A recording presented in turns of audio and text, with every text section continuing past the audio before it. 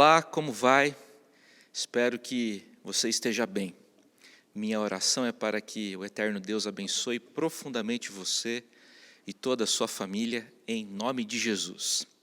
Eu quero conversar com você nessa ocasião a respeito do seguinte tema: como evitar conflitos? Ou como superar conflitos? Eu quero fazer isso conversando com você sobre o texto de Lucas, capítulo 12, leremos do verso 13 ao verso de número 21. O texto para a nossa conversa, para a nossa meditação, nesse momento, é Evangelho de Jesus segundo Lucas, capítulo 12, leitura do verso 13 ao versículo de número 21. Por favor, acompanhe a leitura dessa passagem da Escritura Sagrada. Neste ponto, um homem que estava no meio da multidão lhe falou: Mestre, ordena a meu irmão que reparta comigo a herança. Mas Jesus lhe respondeu: Homem, quem me constituiu juiz ou partidor entre vós? Então lhes recomendou: Tende cuidado e guardai-vos de toda e qualquer avareza, porque a vida de um homem não consiste na abundância dos bens que ele possui. E lhes proferiu ainda uma parábola, dizendo: O campo de um homem rico produziu com abundância. E arrazoava consigo mesmo, dizendo: Que farei, pois não tenho onde recolher os meus frutos? E disse: Farei isso. Destruirei os meus celeiros, reconstruí-los-ei maiores, e aí recolherei todo o meu produto e todos os meus bens. Então direi à minha alma: Tens em depósito muitos bens para muitos anos, descansa, come, bebe e regala-te. Mas Deus lhe disse: Louco, esta noite te pedirão a tua alma, e o que tens preparado para quem será? Assim é o que entesoura para si mesmo, e não é rico para com Deus. Essa passagem do Novo Testamento trata de um problema que acontece em quase todas as famílias. O texto bíblico fala sobre irmãos que se desentendem. A passagem fala sobre uma briga entre irmãos. Aliás, brigas entre irmãos por causa de dinheiro, por causa de disputas em virtude de heranças, não são coisas infrequentes, não é mesmo? Não são coisas incomuns. A primeira lição que eu quero compartilhar com você nesse momento, para você superar o conflito, para você evitar o conflito, em primeiro lugar, cuide do seu próprio coração. Repito, cuide do seu próprio coração. A Bíblia diz que um homem estava no meio da multidão e esse homem abordou Jesus dizendo aquilo que encontramos no verso 13. Mestre, ordena a meu irmão que reparta comigo a herança. Esse homem fazia referência à maneira pela qual a herança do pai foi repartida, e ele apela para que Jesus faça uma intervenção. Só que aquele requerente não está pedindo arbitramento, pois, na verdade, ele já tomou a sua decisão. Aquele homem já decidiu o que quer e tenta usar Jesus para alcançar o seu próprio objetivo. O homem, na verdade, dá ordens para Jesus. Ele tenta manipular Jesus. Uma coisa é dizer: Rabi, eu e meu irmão perdemos nosso pai, estamos tendo dificuldade para partilhar a herança. O Senhor poderia moderar o nosso caso? O Senhor poderia ser nosso mediador? Uma coisa é dizer isso, outra coisa bem diferente é ordenar a Jesus o que ele deve fazer. É esse o procedimento do homem descrito no texto bíblico. Aquele homem requerente já decidiu o que quer. Ele não quer conversa, ele não quer dialogar, ele só quer que a sua vontade seja feita. Ele já decidiu quais são os seus direitos e ele quer envolver Jesus naquela situação como forma de pressionar o seu irmão a fazer aquilo que ele mesmo deseja, aquilo que ele acha e considera correto. O homem não está disposto a considerar o problema pela perspectiva do outro.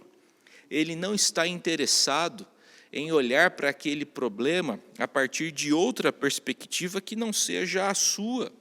E essa postura intransigente, essa postura egocêntrica, essa falta de abertura ao diálogo, à conversa, sempre produz problemas. Essa ausência de diálogo, essa impossibilidade de considerar a perspectiva do outro, isso certamente traz muitos problemas. À luz do Evangelho, à luz da palavra de Deus, o nosso problema, o problema de nós todos, é que cada um de nós superestima os próprios direitos em comparação ao que é devido ao próximo. Fica evidente que a pessoa que se dirigiu a Jesus queria apenas usá-lo para fazer valer o seu próprio ponto de vista e opinião. É justamente por isso que Jesus se recusa a interferir naquela situação. Jesus se recusa a se envolver com aquela demanda daquele homem. Isso fica evidente no versículo 14, que diz: mas Jesus lhe respondeu: homem, quem me constituiu juiz ou partidor entre vós? Jesus não quer promover mais distância e mais desconexão entre aqueles irmãos que seguramente já estavam com a relação bastante comprometida. Jesus não apoia a reivindicação daquele irmão. Essa passagem, esse texto bíblico, revela um padrão muito comum entre nós, seres humanos. Quando nós nos deparamos com algum conflito, temos a tendência de focarmos intensamente naquilo que o nosso oponente fez de errado ou no que ele deveria fazer para corrigir o problema. Geralmente nós focamos no outro. Em contrapartida, Deus, na sua palavra, nos convida a focar no que está acontecendo em nossos próprios corações. Quando estamos em algum conflito, a Bíblia nos exorta a considerarmos o nosso próprio coração. Pare de ficar pensando no que o outro deveria fazer para a resolução do conflito. Se concentre no seu próprio coração. A Bíblia afirma que o coração é a fonte de todos os nossos pensamentos, palavras, ações, motivações. Na epístola de Tiago, nós encontramos claramente o papel que o coração desempenha em um conflito. Quero chamar a sua atenção para o que diz os 3 primeiros versos do capítulo 4 da epístola de Tiago. Acompanhe a leitura dessa passagem. De onde procedem guerras e contendas que há entre vós? De onde, senão dos prazeres que militam na vossa carne? Cobiçais e nada tendes. Matais e invejais e nada podeis obter. Viveis a lutar e a fazer guerras. Nada tendes, porque não pedis. Pedis e não recebeis, porque pedis mal, para esbanjardes em vossos prazeres.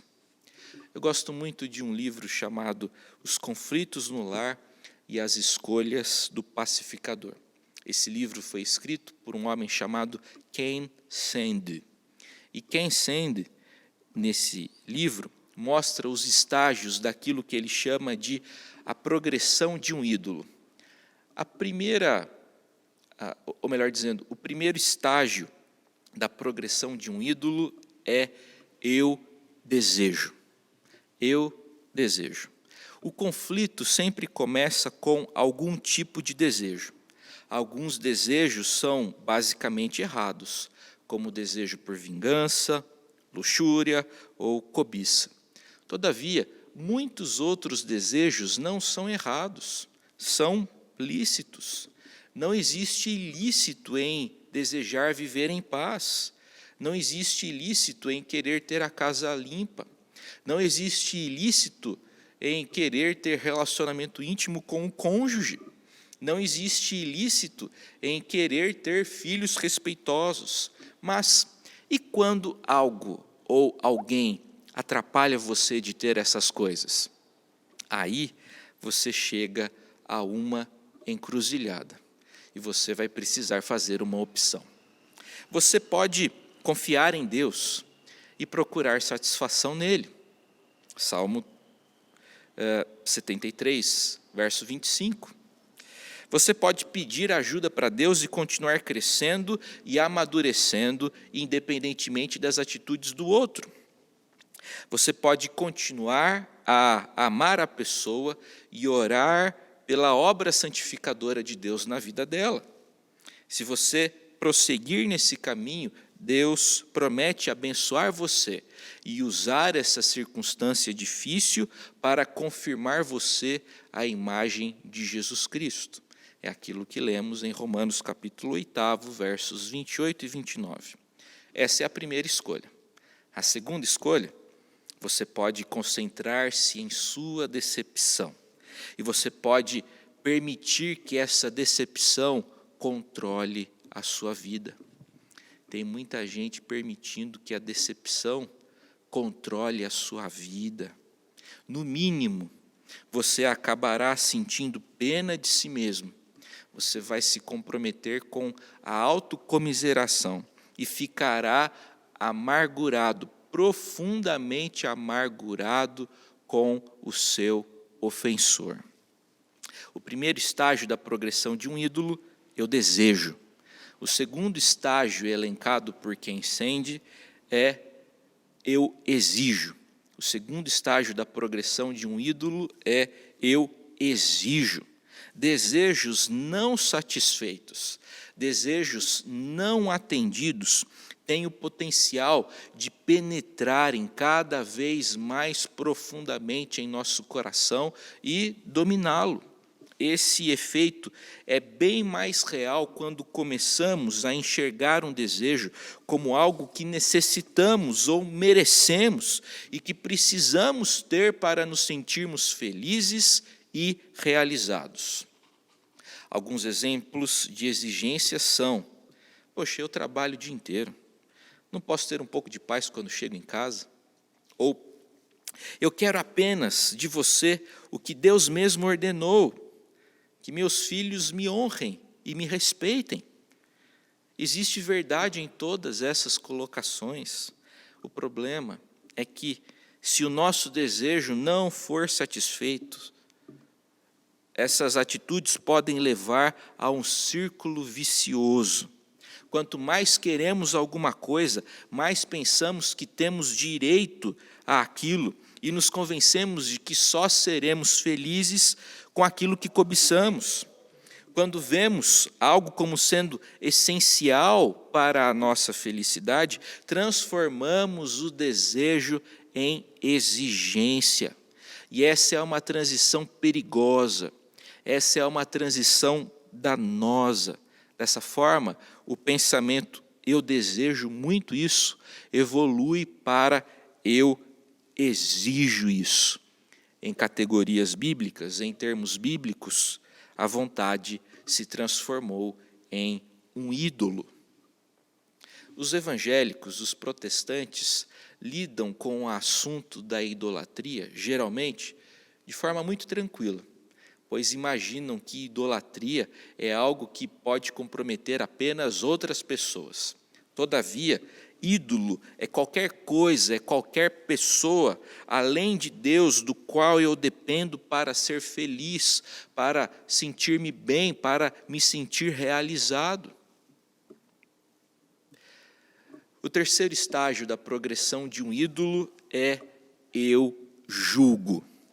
Julgamos de forma perigosa quando o nosso juízo é baseado em nossas vontades e expectativas e não é baseado na palavra de Deus.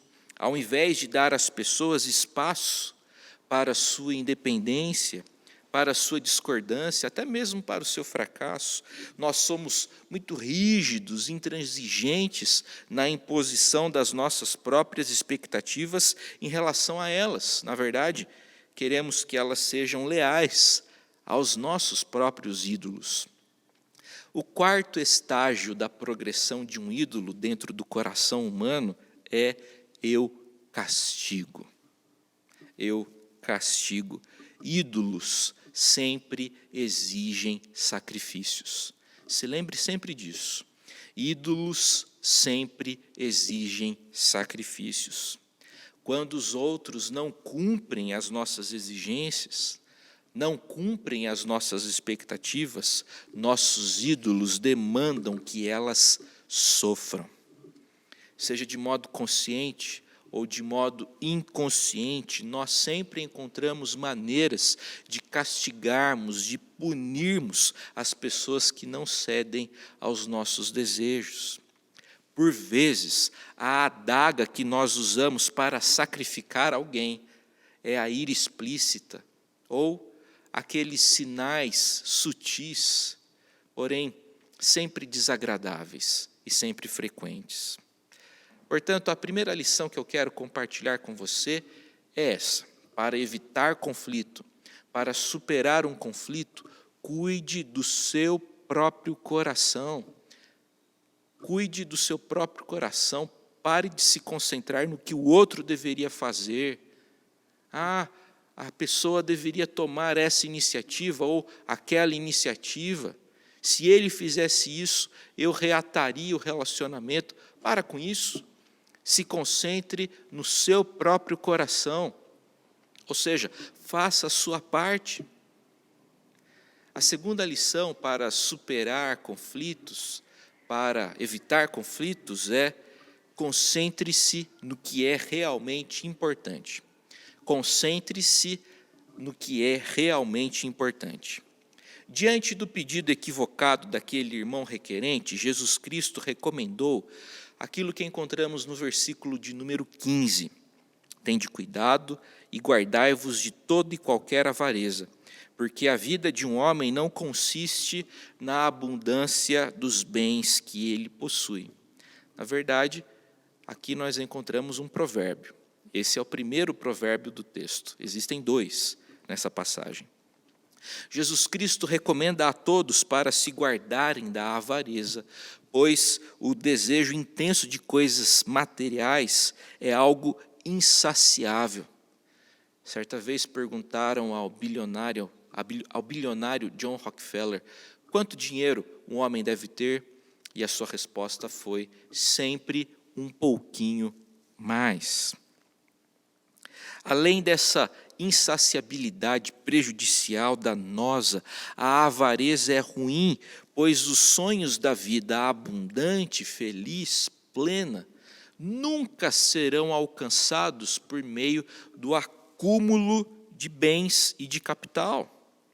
Finalmente, Jesus Cristo reprova a avareza, pois ela é idolatria. Avareza é culto à criatura em vez de culto ao Criador.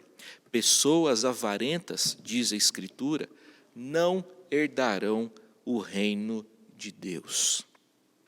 Para ilustrar esse princípio de modo claro, Jesus Cristo propôs uma parábola. Jesus Cristo contou uma parábola. Jesus Cristo utilizou desse recurso que inúmeras vezes ele empregou durante seu ministério público. Ele contou uma parábola. A parábola começa no versículo 16.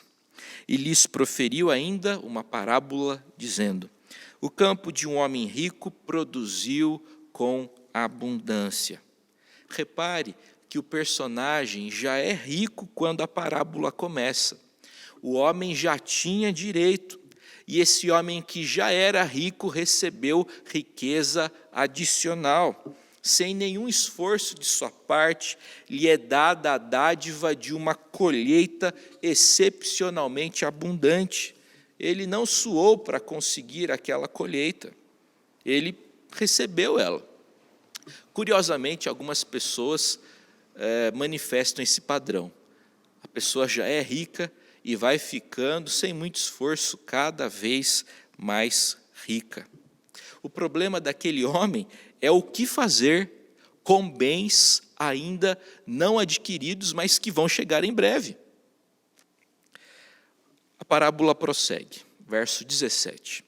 E arrazoava consigo mesmo, dizendo: que farei? Pois não tenho onde recolher os meus frutos. A grande preocupação do homem e a grande causa do seu desassossego e inquietação é que ele quer lidar com a sua riqueza. O homem está demasiadamente preocupado com seus frutos, e essa ocupação o domina completamente, e essa dominação o paralisa.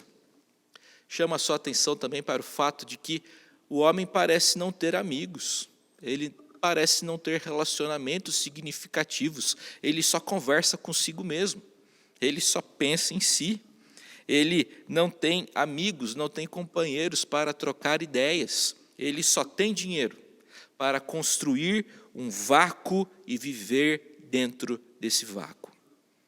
A parábola prossegue, verso 18. E disse: farei isso, destruirei os meus celeiros, reconstruí-los-ei maiores, e aí recolherei todo o meu produto e todos os meus bens. A linguagem construir, derrubar, edificar, ela é muito frequente na literatura profética. Contudo, na boca do homem insensato, essa nobre e bonita linguagem é rebaixada para descrever os planos egoístas de um homem que pretende consumir sozinho todas as dádivas divinas. Verso 19. Então direi à minha alma: tens em depósito muitos bens para muitos anos, descansa, come, bebe e regala-te. O homem da parábola conquistou tudo o que desejou na vida, mas não tem ninguém com quem comemorar. E isso é curioso, porque o evangelista Lucas gosta de festa. O evangelista Lucas gosta de gente reunida. No capítulo 15, Lucas vai dizer que o pai que avista o filho pródigo retornando para casa resolveu dar uma festa. E nessa festa todos participaram, todos os da sua casa, todos os seus amigos participaram, com exceção do filho mais velho, que ficou lá todo emburrado. Não é? O homem que perdeu a sua ovelha, a mulher que perdeu a sua moeda, quando reencontraram, respectivamente, a ovelha e a moeda, deram uma festa, convidaram seus amigos, seus familiares. O evangelho de Lucas gosta de festa, de gente reunida. Todavia, o homem do capítulo 12 não tem com quem comemorar. Ele vive só, ele só pode conversar consigo mesmo. Verso 20. Mas Deus lhe disse: louco, esta noite te pedirão a tua alma, e o que tens preparado, para quem será? Deus chama o homem de louco. A sua fórmula para uma vida bem vivida é estúpida. A expressão grega traduzida por te pedirão a tua alma é comumente usada para o retorno de um empréstimo. A sua alma lhe fora dada por empréstimo, e agora o proprietário, que é Deus, quer que o empréstimo seja devolvido. No começo da parábola ficou bem claro que os bens daquele homem eram dádivas. Agora, fica claro que a própria vida do homem também era uma dádiva. A vida não lhe pertencia. Deus diz para o homem mais ou menos o seguinte: você planejou tudo sozinho, construiu tudo sozinho, divertiu-se sozinho, e agora você vai morrer sozinho. Aliás, além daquele homem parecer não ter valorizado a sua família durante a sua vida, certamente depois da sua morte, certamente haverão discussões em virtude da herança que ele vai deixar. Qual é a resposta do homem da parábola? Nós não somos informados. A parábola não contém a resposta daquele homem, porque a resposta dele não importa. O importante é a sua resposta. O importante é a minha resposta a essa parábola. O texto se encerra com mais um provérbio, o segundo e último provérbio apresentado nessa passagem. Esse provérbio encontra-se no verso 21. Assim é o que entesoura para si mesmo e não é rico para com Deus. A parábola do rico insensato quer nos ensinar a preciosa lição de que nós devemos nos concentrarmos naquilo que realmente importa, em Deus e nas pessoas com quem nós convivemos. O que realmente importa na vida é isso, é a nossa relação com Deus e a maneira como nós nos relacionamos com as pessoas que nos cercam. Isso é o importante na vida.